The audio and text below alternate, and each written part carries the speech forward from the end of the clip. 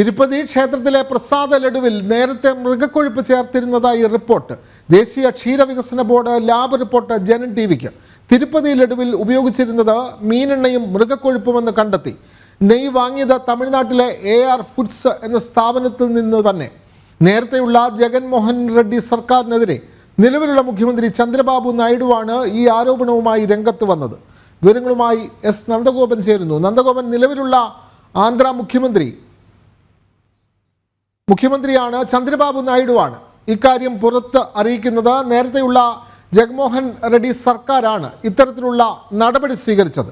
ജഗൻമോഹൻ റെഡ്ഡി സർക്കാർ അന്ന് മൃഗക്കൊഴുപ്പ് ഉപയോഗിച്ചാണ് തിരുപ്പതി ക്ഷേത്രത്തിലെ ഏറ്റവും പ്രധാനപ്പെട്ട പ്രസാദമായ ലഡു അത് നിർമ്മിച്ചത്. മൃഗക്കൊഴുപ്പ് ഉപയോഗിച്ചാണ് എന്നുള്ള ഭക്തരെ സംബന്ധിച്ച് ഞെട്ടിക്കുന്ന വിവരങ്ങളാണ് നിലവിലുള്ള മുഖ്യമന്ത്രി പുറത്തുവിട്ടത്. ഇപ്പോൾ ലാബ് പരിശോധനാ ഫലവും പുറത്തു വരുന്നു. കൂടുതൽ വിവരങ്ങൾ നന്ദഗോപൻ.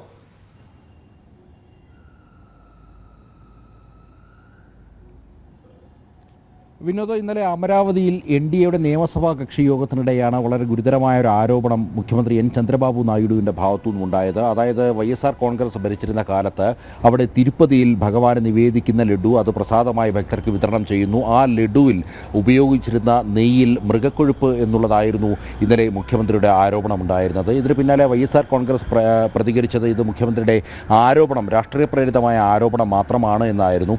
എന്നാൽ ഇപ്പോൾ ഇന്ന് ഉച്ചയ്ക്ക് ശേഷം നമ്മൾ ഈ ഒരു ലാബ് റിപ്പോർട്ട് പുറത്തുവിടുകയാണ്. AR ഫുഡ്സ് എന്നുള്ള തമിഴ്നാട്ടിൽ നിന്നുമുള്ളൊരു സ്ഥാപനമാണ് തിരുപ്പതിയിലേക്ക് നെയ്യ് നൽകിയിരുന്നത്.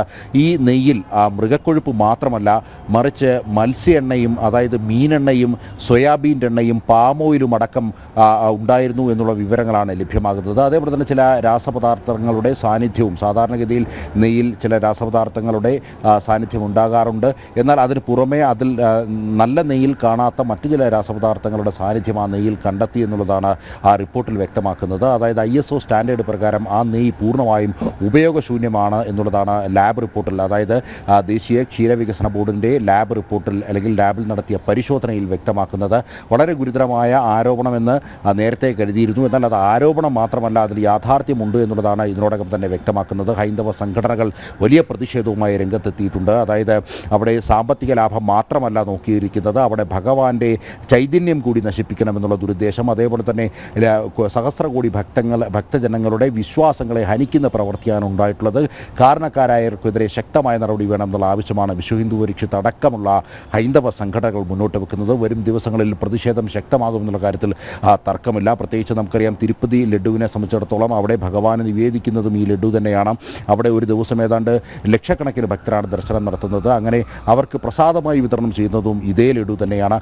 ഇതിനുപരി അവിടെ ഈ ലഡു ഈ ക്ഷേത്രത്തിൽ ദർശനം നടത്തുന്നതിൻ്റെ അതേ പ്രാധാന്യം തന്നെ ഈ പ്രസാദത്തിനുമുണ്ട് എന്നുള്ളതാണ്.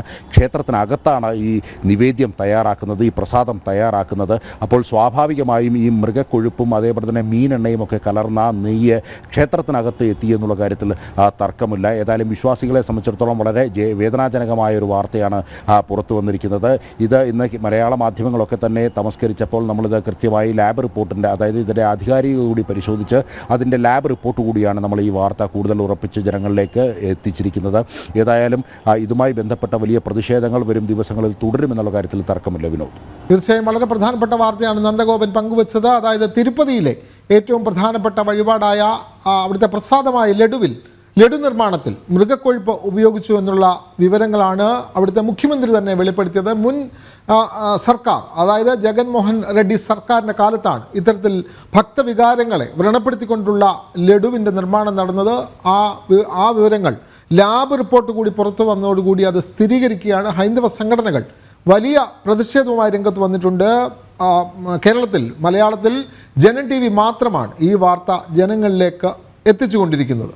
ഇപ്പോൾ വിവരങ്ങൾ നൽകുകയായിരുന്നു നന്ദഗോപൻ.